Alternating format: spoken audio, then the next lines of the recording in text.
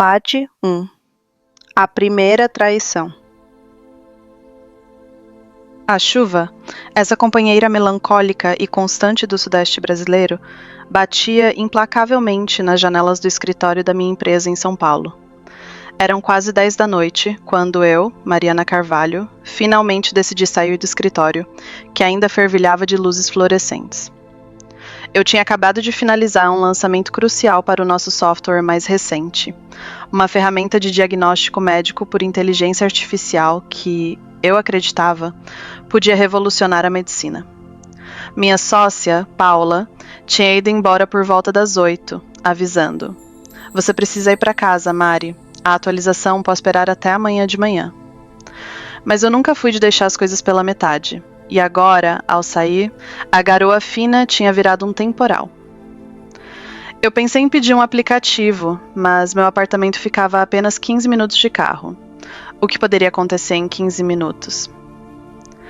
Essa pergunta, tão inocente naquele momento, ecoava na minha cabeça quando virei na esquina da Rua das Flores com a Terceira Avenida. Os moradores locais sabiam que ali havia um ponto cego, mas o motorista embriagado que me atingiu não era dali. A próxima coisa que me lembro, em vez da habitual escuridão da noite, foram faróis incrivelmente brilhantes preenchendo o para-brisa do meu carro. Então, um rangido ensurdecedor de metal rasgou a noite, e uma estranha sensação de leveza, como se eu estivesse girando em câmera lenta. Disseram-me depois que meu carro capotou 2 vezes antes de atingir um poste de luz. O impacto disparou os airbags, que salvaram minha vida, mas quebrou 3 costelas e uma clavícula. Minha cabeça bateu forte na janela lateral, resultando em um traumatismo craniano. Tenho flashes da memória da ambulância. Luzes vermelhas pulsando, paramédico repetindo meu nome várias vezes, uma máscara de oxigênio no meu rosto, depois escuridão. Quando voltei a mim, eram vozes, distantes, clínicas. Ele não conseguia abrir os olhos ou me mover, mas conseguia ouvir.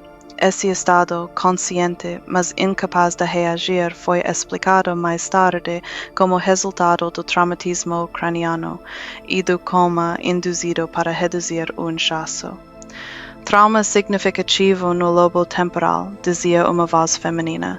Conseguimos controlar a pressão intracraniana, mas as próximas 24 horas são críticas. Encontramos os familiares mais próximos dela? Então outra voz, robótica, como a de uma secretária eletrônica. O contato de emergência no celular dela está como mãe.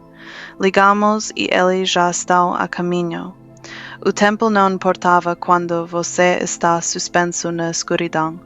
Não sei se minutos ou horas depois ouvi a chegada deles. Senhor e Senhora Carvalho, sou a doutora Silva, neurologista responsável pelo caso de sua filha. O que aconteceu? A voz do meu pai estava tensa e controlada, como sempre.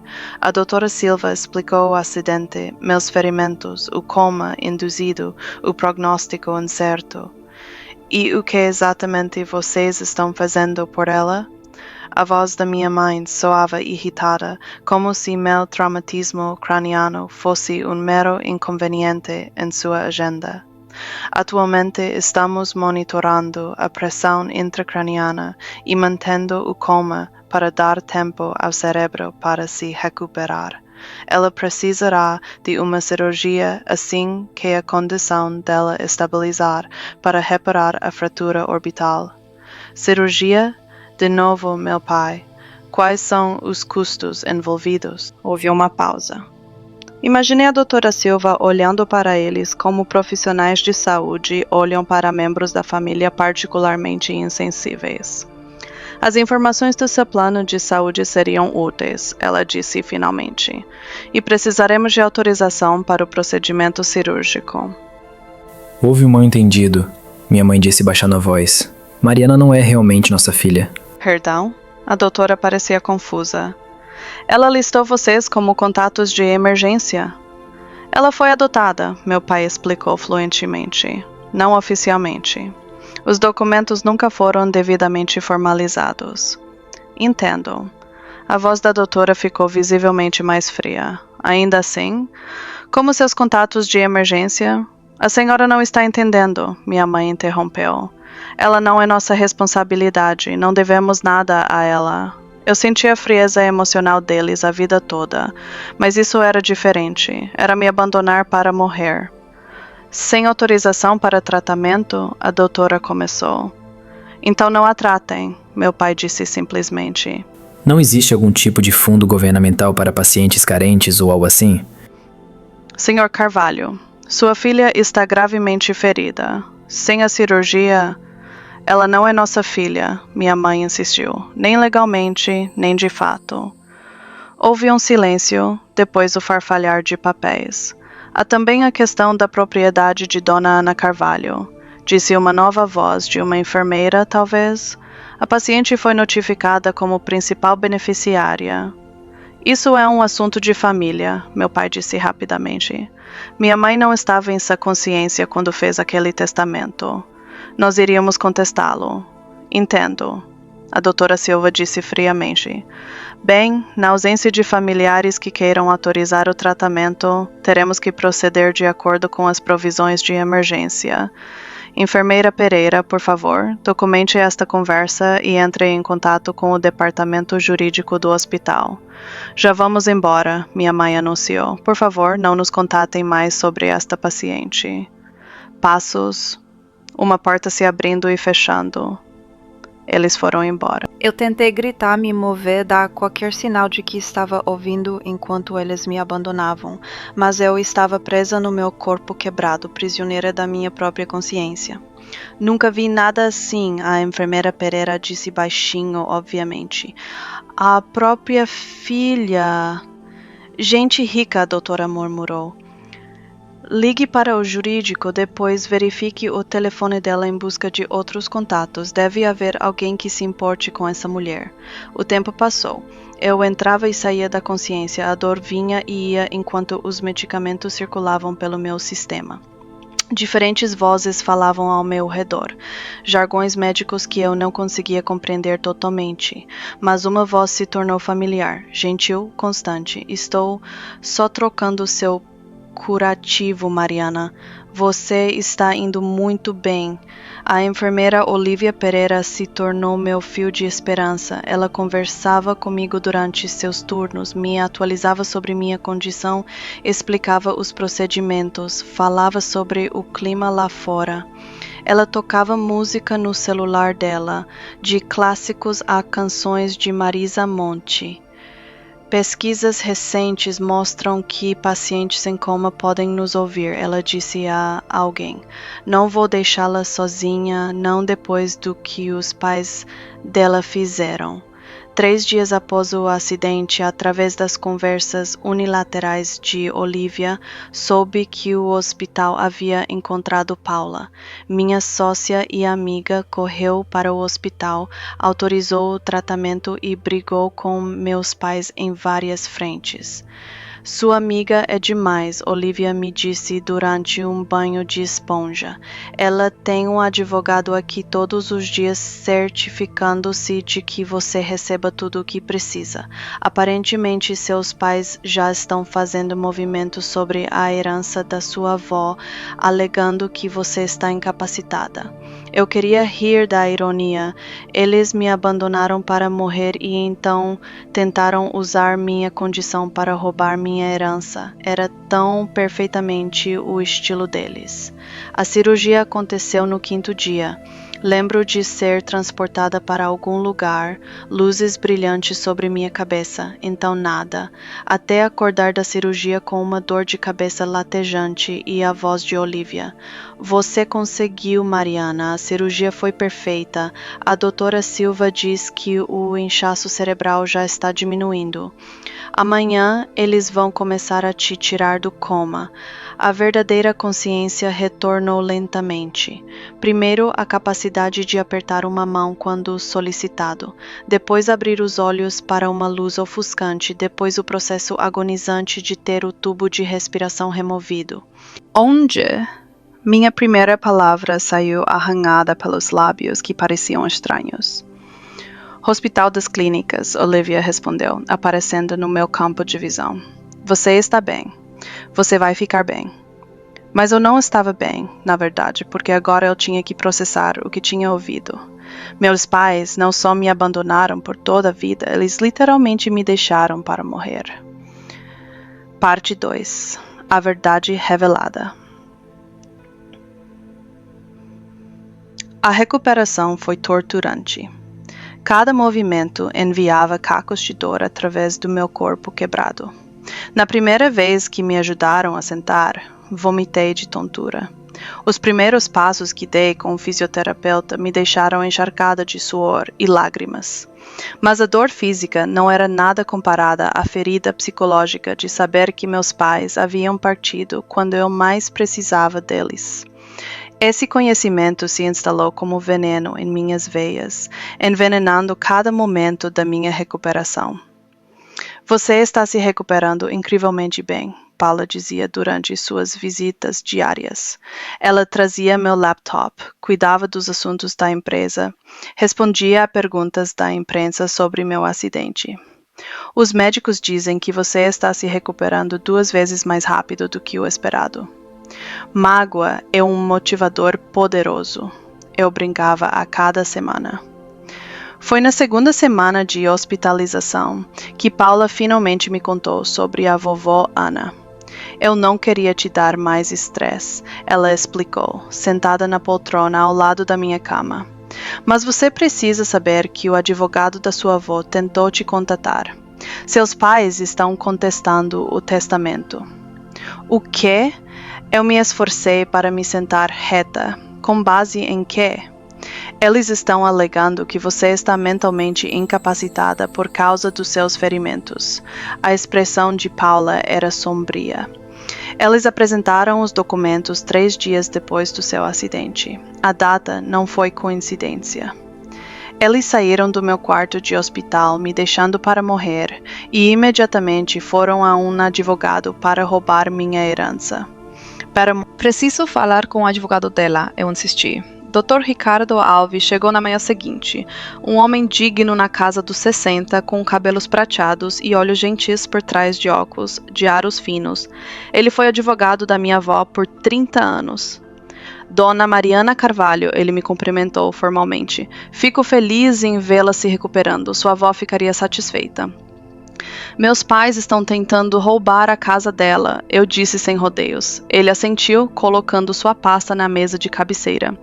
Eles entraram com um pedido de curatela emergencial, citando sua condição médica. Eu apresentei os relatórios médicos dos seus médicos, confirmando que você é competente para gerir seus próprios assuntos. O juiz congelou temporariamente a herança até que você possa comparecer ao tribunal. Isso depende da sua equipe médica. Não há pressa, os bens estão seguros. Ele tirou um envelope grosso de sua pasta. Sua avó me pediu para te entregar isso, caso algo acontecesse com ela antes que ela pudesse te contar tudo pessoalmente. O envelope parecia pesado em minhas mãos. O que é isso? A verdade, eu acredito. Ele se levantou para sair. Ela te amava muito, Mariana. Nunca duvide disso. Esperei até a noite para abri-lo, depois que as enfermeiras terminaram a ronda e o hospital ficou em silêncio. Dentro havia uma carta escrita na caligrafia elegante da minha avó e vários documentos oficiais. Minha querida Mariana, a carta começava. Se você está lendo isso, significa que não consegui cumprir minha promessa de te contar tudo pessoalmente. Perdoe a covardia de uma velha. Algumas verdades são mais difíceis de dizer em voz alta do que outras. Você se perguntou a vida inteira sobre seus pais biológicos. A verdade é que sua mãe era minha sobrinha, Clara. Ela tinha 18 anos quando engravidou, jovem, assustada e sem condições de criar um filho. Seu pai biológico era o namorado dela da escola, que foi para a faculdade e não queria nada com a criança. Oferecia uma adoção na família. Meu filho, Roberto, e sua esposa, Patrícia, estavam tentando ter um filho sem sucesso. Parecia a solução perfeita. Você permaneceria ligada à sua família biológica e eles teriam o bebê que tanto queriam. O que eu não sabia então era que Patrícia já estava grávida da Isabela. Ela descobriu apenas algumas semanas depois de te trazerem para casa. De repente, eles tinham 2 filhas recém-nascidas em vez de uma. Eu observei ao longo dos anos como eles te tratavam de forma diferente. Falei com Roberto muitas vezes sobre isso. Ele sempre prometia melhorar, te amar, mas algumas pessoas não conseguem amar o que não vem do seu próprio sangue, por mais precioso que seja o presente. A adoção legal foi concluída, não importa o que eles digam a você, você é legalmente filha deles, com todos os direitos que isso implica. Eu incluí os documentos judiciais que comprovam isso, também incluí a verdade sobre sua mãe biológica. Clara faleceu há 5 anos em um acidente de carro, nunca se casou e não teve outros filhos. Ela sempre perguntava sobre você. Eu a mantive atualizada sobre suas conquistas, sua transformação na mulher notável que você se tornou. A casa e tudo que eu te deixo é seu por direito, não apenas por minha escolha, mas por sangue. Você é minha família em todos os sentidos importantes. Espero que possa me perdoar por não ter te contado antes. Achei que estava te protegendo, mas talvez eu estivesse me protegendo de ter que explicar meu papel em te entregar a pais que não podiam te amar como você merecia. Saiba que eu te amei incondicionalmente desde o momento em que Clara te colocou nos meus braços. Todo meu amor para sempre, vovó Ana. Li a carta 3 vezes, as lágrimas escorrendo pelo meu rosto. Em seguida, examinei os documentos. Minha certidão de nascimento original, listando Clara Carvalho como minha mãe. Os documentos de adoção com as assinaturas dos meus pais. Uma certidão de nascimento alterada, listando Patrícia e Roberto Carvalho como meus pais. Estava tudo ali. A verdade, a prova, a confirmação de que legalmente, moralmente e por sangue, eu era uma Carvalho. E meus pais tinham mentido para os médicos, provavelmente para a Isabela e certamente para si mesmos. Naquela noite, tomei 2 decisões. Primeiro, eu me recuperaria totalmente, não importa o quão difícil fosse. E segundo, eu garantiria que meus pais enfrentassem as consequências de suas ações. Mergulhei de cabeça na fisioterapia com uma determinação renovada. 3 costelas quebradas, uma clavícula fraturada, fraturas faciais e um traumatismo craniano. Nada disso me impediria. Em questão de semanas, passei do andador para uma bengala, surpreendendo até meus terapeutas. Você é uma máquina, meu fisioterapeuta Léo comentou durante um treino particularmente exaustivo. Preciso estar em um lugar importante, respondi, superando a dor para completar mais uma série de exercícios. Semanas após o acidente, a doutora Silva me deu alta. Olivia me ajudou a recolher os cartões, flores e presentes que haviam se acumulado no meu quarto. A maioria de colegas e amigos, nenhum da minha família. E agora? Olivia perguntou enquanto me levava para a saída do hospital, onde Paula esperava com o carro. Olhei para a enfermeira que havia intercedido por mim quando minha própria família não o fez. Agora eu vou para casa e escrevo uma carta. Enquanto Paula me levava para o apartamento dela, onde eu ficaria durante minha recuperação ambulatorial, eu olhava pela janela para as ruas de São Paulo. Em algum lugar da cidade, meus pais provavelmente ainda estavam tramando, ainda mentindo, ainda esperando se safar. Eles não tinham ideia do que os esperava. O quarto de hóspedes da Paula se tornou meu quartel-general. Na parede, criei uma linha do tempo dos eventos, ligando meu acidente às manobras legais dos meus pais. Minha laptop se tornou o centro de comando enquanto eu reunia evidências e formulava uma estratégia. Você precisa descansar, Paula me disse preocupada uma noite, trazendo-me um chá. Vou descansar quando isso acabar, respondi, sem tirar os olhos do e-mail que estava digitando para Dr. Ricardo Alves. Meu primeiro passo foi garantir minha posição legal. Dr. Ricardo confirmou o que a carta da vovó dizia. Minha adoção era totalmente legal. A afirmação dos meus pais de que era não oficial era uma mentira descarada. Eles não têm base para contestar o testamento. Dr. Ricardo me garantiu durante uma de nossas ligações diárias. Mas agora eles estão tentando por outro lado, alegando que, como seus pais, eles deveriam ser seus tutores legais durante sua recuperação. Depois de me abandonarem no hospital, eu estava indignada. Eles dizem que foi um mal-entendido, que estavam em choque. Eles apresentaram uma declaração juramentada, alegando profunda preocupação com o seu bem-estar. Claro, eu pensei, podemos solicitar os registros do hospital. Lembrei das gravações das câmaras de segurança que Olivia havia mencionado. Já fiz isso, Dr. Ricardo disse, e eu podia ouvir um sorriso em sua voz. As gravações contradizem a declaração juramentada deles de forma bastante dramática. Em seguida, veio a segurança da propriedade. A casa da vovó estava vazia enquanto o inventário era processado, mas eu sabia que meus pais ainda tinham chaves. Contratei uma empresa de segurança para trocar as fechaduras e instalar câmeras em toda a propriedade, explicou o consultor de segurança. Você poderá ver qualquer atividade em tempo real no seu telefone ou computador. Perfeito, eu disse. E quero que as gravações sejam armazenadas em um servidor de nuvem seguro. Então veio a parte mais difícil, escrever a carta.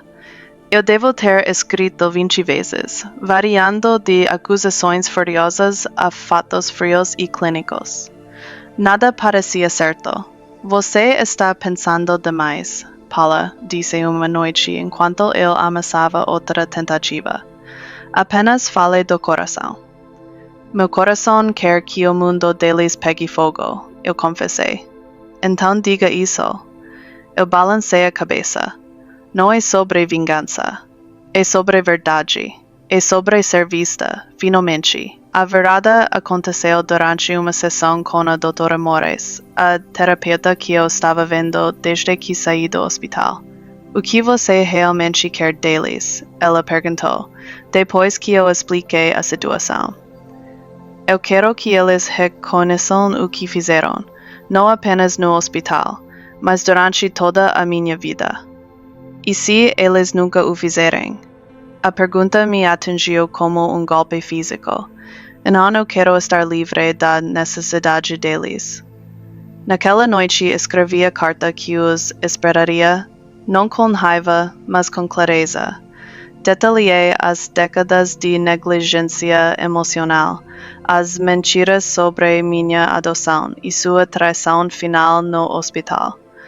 Anexei cópias das gravações das câmeras de segurança mostrando-os me abandonando e cópias dos documentos legais que comprovavam a validade da minha adoção.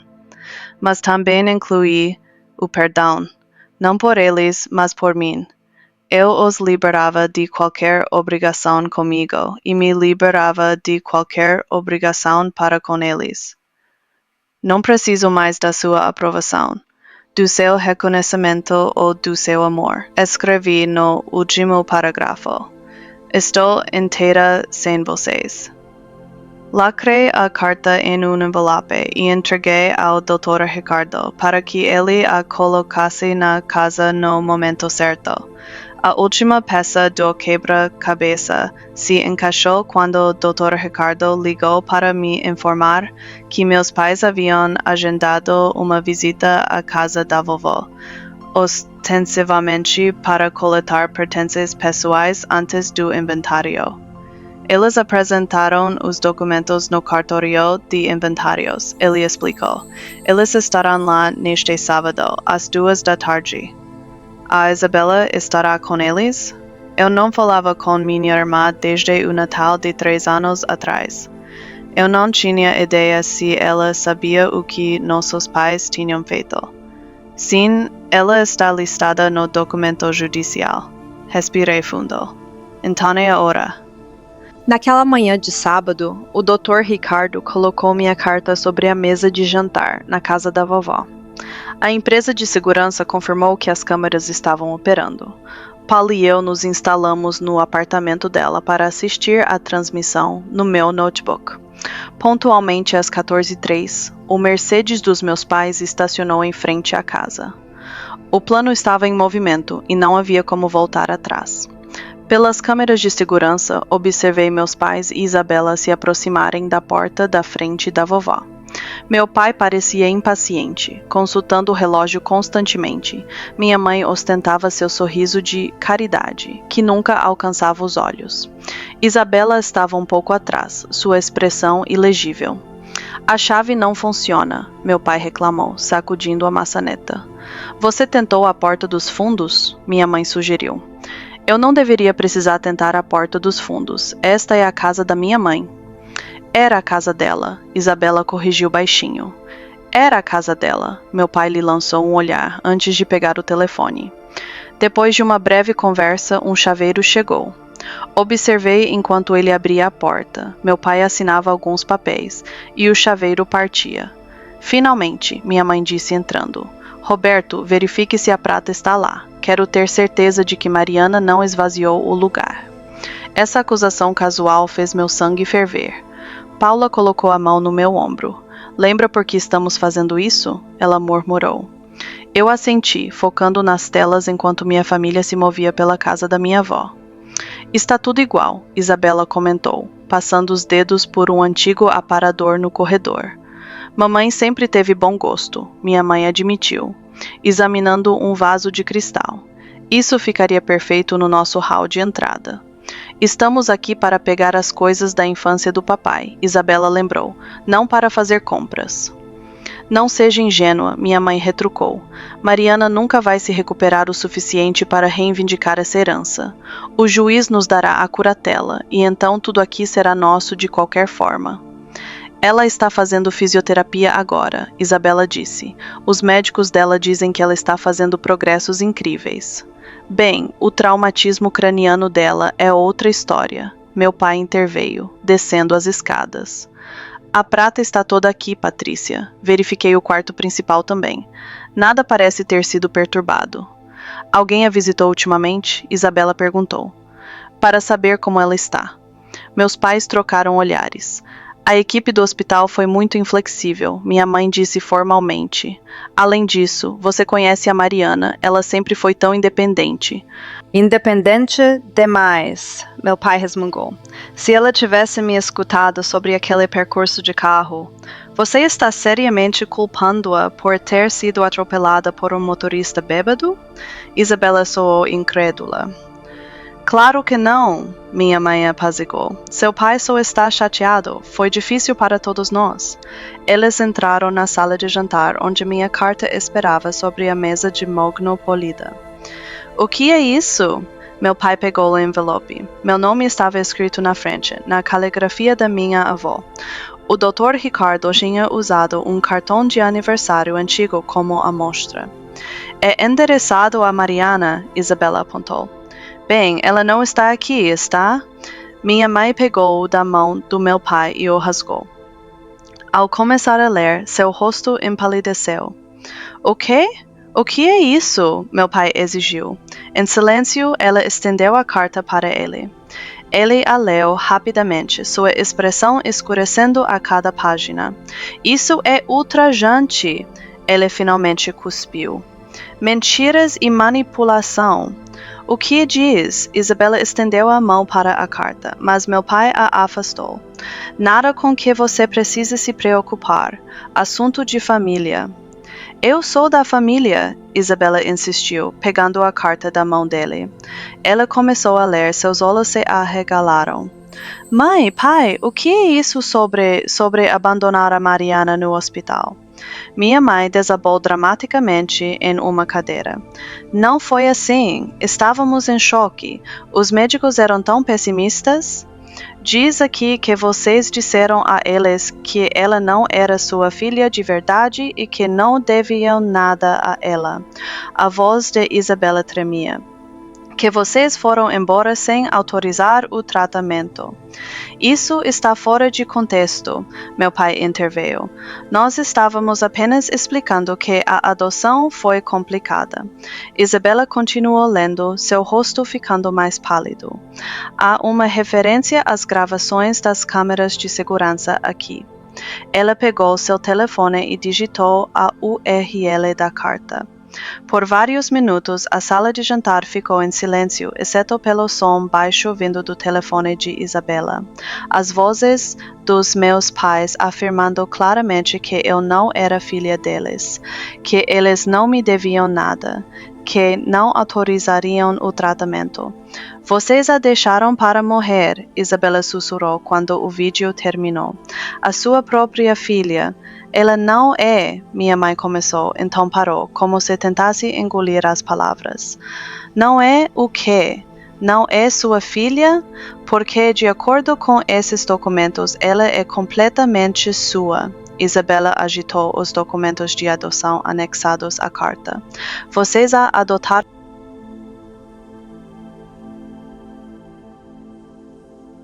Adotaram legalmente.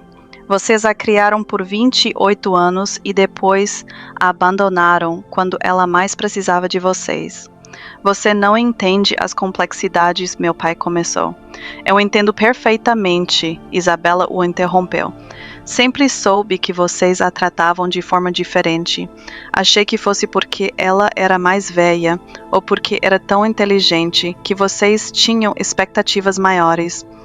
Eles disseram à equipe do hospital que eu não era filha deles de verdade, que eles não me deviam nada. Minha voz permaneceu uniforme, mas por dentro eu sentia a dor familiar. Essas não foram palavras ditas no calor do momento. Aquela era a verdade deles. Isso não é verdade, Isabela insistiu. Mariana é minha irmã mais velha, que me ensinou a andar de bicicleta e me ajudou com as inscrições para a faculdade e me defendeu quando eu bati o carro do papai. Eu tinha feito tudo isso porque é o que as irmãs mais velhas fazem, mesmo quando invejam o fio de ouro, mesmo quando anseiam pelo amor que é derramado sobre seu irmão ou irmã. O que você quer de mim, Isabela? Perguntei. Minha franqueza a pegou de surpresa. Eu quero que voltemos a ser irmãs de verdade. Senti sua falta nestes 3 anos. E nossos pais, onde eles se encaixam nessa visão? A expressão dela escureceu. Não sei, não estou falando com eles agora. O que eles fizeram, não consigo perdoar. Eles vão te pressionar para fazer as pazes, eu a avisei. Eles vão minimizar o que aconteceu, reescrever a história, conheço o roteiro deles. Ela sorriu fracamente. Eu também tive um assento na primeira fila para a história revisionista deles. Sentamos em silêncio por um tempo, o barulho do café nos engolfando. Posso te perguntar uma coisa? Isabela finalmente disse. A carta que você deixou para eles, o que realmente dizia? Tudo, completamente. Tomei um gole do meu café, ponderando. Então peguei meu telefone e abri o documento onde havia salvo a versão final. Caros, Roberto e Patrícia. Comecei a ler. Eu os chamo por seus nomes porque mãe e pai não parecem mais verdadeiros. Pais protegem seus filhos. Pais colocam as necessidades de seus filhos acima das suas próprias. Vocês não fizeram nem um nem outro. Quando vocês lerem isso, já terão tentado me declarar incapaz. Já terão apresentado documentos para controlar a herança deixada para mim pela vovó Ana. Já terão começado a criar uma narrativa que os retrata como pais atenciosos e eu como uma filha ingrata. Deixe-me poupá-los o esforço. Estou viva, apesar de seus melhores esforços. Os médicos do Hospital das Clínicas documentaram sua recusa em autorizar meu tratamento. As câmaras de segurança registraram suas palavras exatas. Ela não é nossa filha de verdade. Não devemos nada a ela. Por 28 anos, tentei ganhar seu amor. Eu me destaquei academicamente, construí uma empresa de sucesso. Fiz de tudo para deixá-los orgulhosos. Nunca foi o suficiente, porque eu nunca fui o suficiente. Não era do seu sangue, não era sua filha de verdade. Vovó Ana me deixou uma carta explicando tudo. Minha mãe biológica era sua sobrinha, Clara. A adoção foi legal e vinculativa, apesar do que vocês disseram à equipe do hospital. Eu anexei cópias de todos os documentos relevantes. Também incluí um pendrive com as gravações das câmaras de segurança do hospital. Ele será apresentado como prova se vocês continuarem a tentar controlar a minha herança ou reivindicar a curatela sobre mim. Esta carta não é sobre vingança, é sobre a verdade. A verdade de que vocês não puderam me amar como eu merecia ser amada. A verdade de que quando mais precisei de vocês, vocês decidiram ir embora. Eu os perdoo. Não porque vocês mereçam perdão, mas porque eu mereço paz. Eu os liberto de qualquer obrigação comigo e me liberto de qualquer obrigação para com vocês. Não preciso mais da sua aprovação, do seu reconhecimento ou do seu amor. Estou inteira sem vocês. Mariana Carvalho. PS. As fechaduras foram trocadas e esta casa é legalmente minha. Por favor, direcionem todas as comunicações futuras ao meu advogado, Dr. Ricardo Alves. Quando terminei de ler, Isabela chorava baixinho.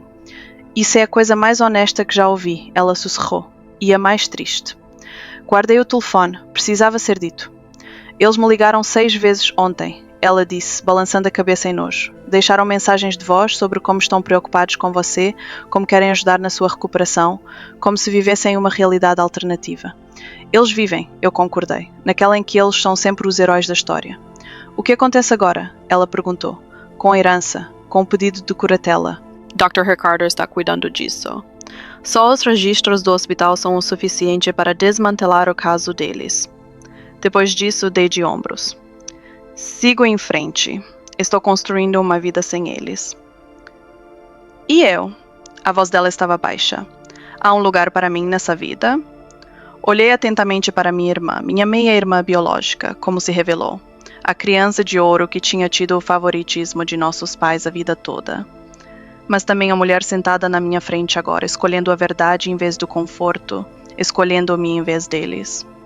Não sei ainda, eu disse honestamente. Há muita história entre nós, Isabela, muita dor. Eu entendo, ela assentiu, enxugando as lágrimas. Mas eu gostaria de tentar, se você não se importar. Pensei na carta da vovó Ana. Família é quem te ama, não necessariamente quem tem o mesmo sangue. Pequenos passos, eu disse finalmente. Vamos começar pequenos. E ver onde isso nos leva. O alívio em seu rosto era palpável. Pequenos passos. Eu consigo. Terminamos nossos cafés conversando cautelosamente sobre tópicos neutros, a residência dela no Hospital Central, os projetos mais recentes da minha empresa. Ainda não era confortável, mas era cordial. Um começo, de alguma forma. Como esperado, meus pais intensificaram seus esforços depois de encontrar a carta. Eles ligaram para todos os seus contatos nos círculos jurídicos, tentando encontrar um juiz que concedesse seu pedido de curatela. Eles tentaram acessar meus registros médicos, invocando direitos parentais. Eles até tentaram contatar meus médicos diretamente. Nada funcionou. Os registros do hospital eram incriminadores, e Dr. Ricardo Alves defendeu meus interesses incansavelmente. O pedido de curatela foi negado. O juiz de inventários decidiu a meu favor em relação à propriedade da vovó Ana. A casa e tudo nela era legalmente meu. 3 semanas depois do nosso encontro no café, Isabela ligou. Eles estão entrando com um pedido de audiência para contestar a adoção, ela disse sem rodeios. Eles estão alegando que a vovó Ana os forçou a te adotar, que eles nunca quiseram isso em primeiro lugar. Essas palavras deveriam ter doído.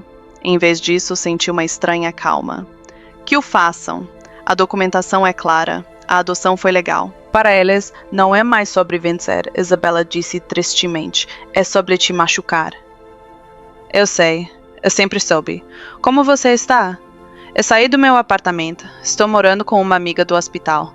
Eu não conseguia ficar perto deles agora. Sinto muito. E eu sentia. Apesar de tudo, Isabela também estava perdendo seus pais. Os pais amorosos e devotados que ela conhecia a vida toda. Descobrir que eles eram capazes de tal crueldade deve ter virado o mundo dela de cabeça para baixo. Não se desculpe. Não é sua culpa. Ela fez uma pausa. Na verdade, eu queria perguntar. A casa da sua avó é bem grande, certo? Eu sorri, apesar de tudo. Você está se convidando para morar comigo, Isabela? Só temporariamente, ela disse rapidamente, até eu encontrar um lugar novo. E só se você se sentir confortável. Era um grande passo, maior do que um café em uma cafeteria, mas talvez fosse hora de grandes passos.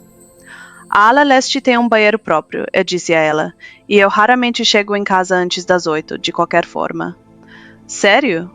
Você está falando sério? Pequenos passos, lembra? Vamos ver como vai. Depois que desligamos, sentei-me olhando pela janela do meu apartamento temporário. Em algum lugar da cidade, meus pais estavam tramando seu próximo movimento, ainda incapazes de aceitar a verdade do que haviam feito, ainda incapazes de me ver como sua filha digna de amor. Mas pela primeira vez, desde o acidente, eu não era definida pela rejeição deles. Eu era definida pela minha sobrevivência, minha resiliência e pela família que eu escolhi construir ao meu redor. A carta tinha cumprido seu propósito, não mudando-os. Nada poderia fazer isso, mas me libertando da necessidade de que eles mudassem. 6 meses após o acidente, a doutora Silva declarou minha recuperação física completa. O último gesso foi removido. A ressonância magnética de acompanhamento final não mostrou danos cerebrais residuais e minhas sessões de fisioterapia foram reduzidas para 1 vez por mês para manutenção. Você é um milagre médico, ela me disse em nossa última consulta. A maioria dos pacientes com seus ferimentos ainda estaria em reabilitação intensiva. Eu tive uma boa motivação, respondi, pensando na carta, nos meus pais, na vida que eu estava determinada a recuperar. Mudei-me para a casa da vovó Ana, agora minha casa, no início da primavera. A casa vitoriana precisava de reformas, mas mantive sua estrutura intacta. Os intrincados entalhes de madeira, os vitrais, a ampla varanda onde minha avó e eu passávamos as noites de verão discutindo livros e sonhos. Isabela se mudou para a ala leste, como planejado.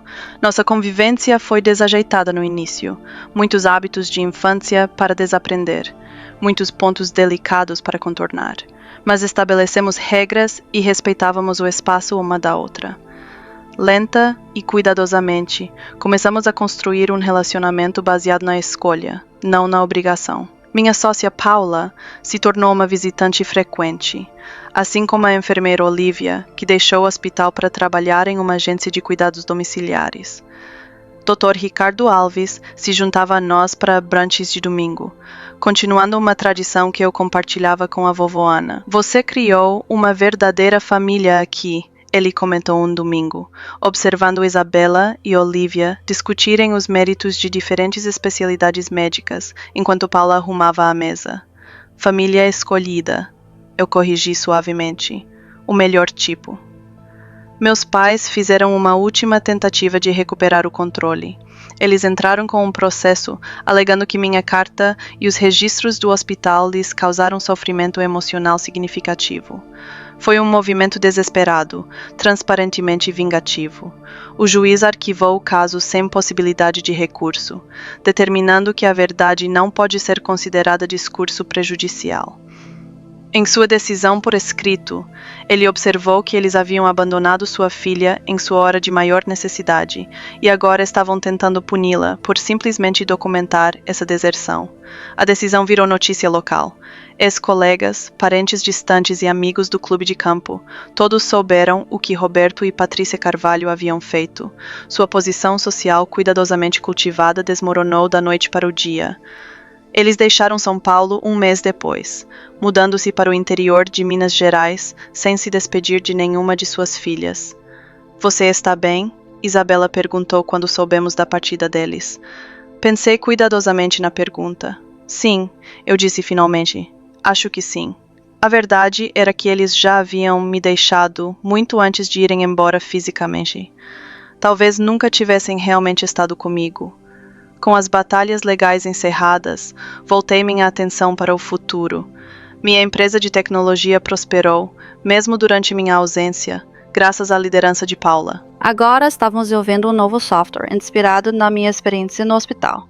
Um sistema de comunicação para pacientes com traumatismo craniano que não podiam falar, mas permaneciam conscientes. Estamos chamando de App Pont, expliquei a Olivia durante o jantar. Ele rastreia movimentos oculares e atividade cerebral para ajudar os médicos a determinar o nível de consciência em pacientes não responsivos. Isso teria te ajudado, ela observou. Isso teria ajudado os médicos, eu corrigi. Eu sabia que estava consciente, eles não.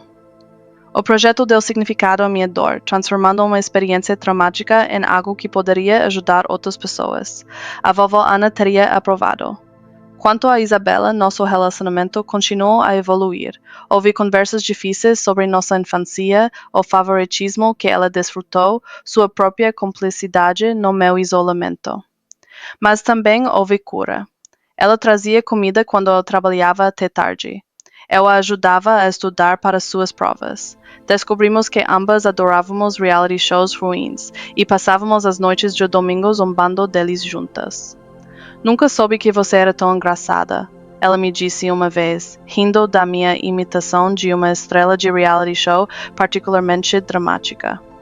Você nunca me conheceu, respondi, mas sem amargura. Era apenas a verdade. Um ano após o acidente, organizei um jantar na sala de jantar da vovó Ana, minha sala de jantar. Paula estava lá com seu novo namorado. Olivia trouxe sua esposa. Dr. Ricardo Alves veio com uma garrafa de champanhe caro. Isabela convidou um colega do hospital, um neurocirurgião de olhos gentis que a observava com interesse indisfarçável. Ao olhar para a mesa, para aquelas pessoas que escolheram estar na minha vida, que apareceram quando importava, senti uma sensação de completude que não tinha nada a ver com a validação dos meus pais. Gostaria de fazer um brinde, eu disse, levantando meu copo. A família. Não definida por sangue ou lei, mas por amor, escolha e por quem aparece quando mais importa. A família. Eles ecoaram, batendo os copos.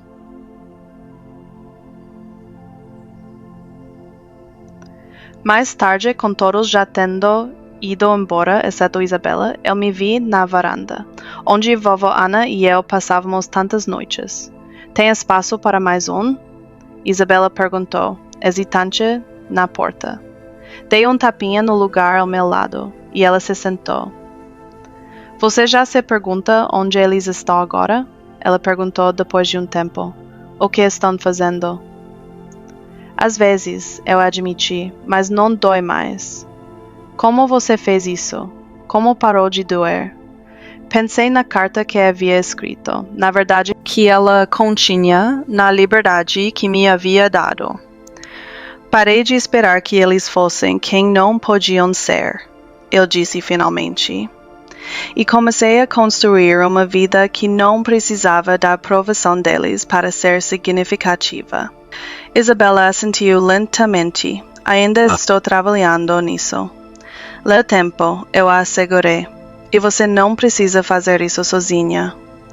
Sentamos em um silêncio agradável, observando os vagalumes dançar no crepúsculo.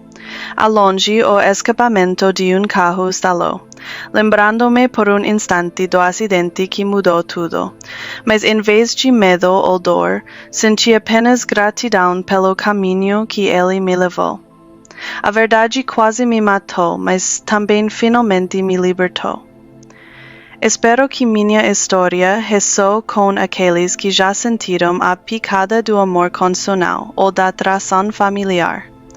Lembre-se que a família é definida por ações, não por sangue.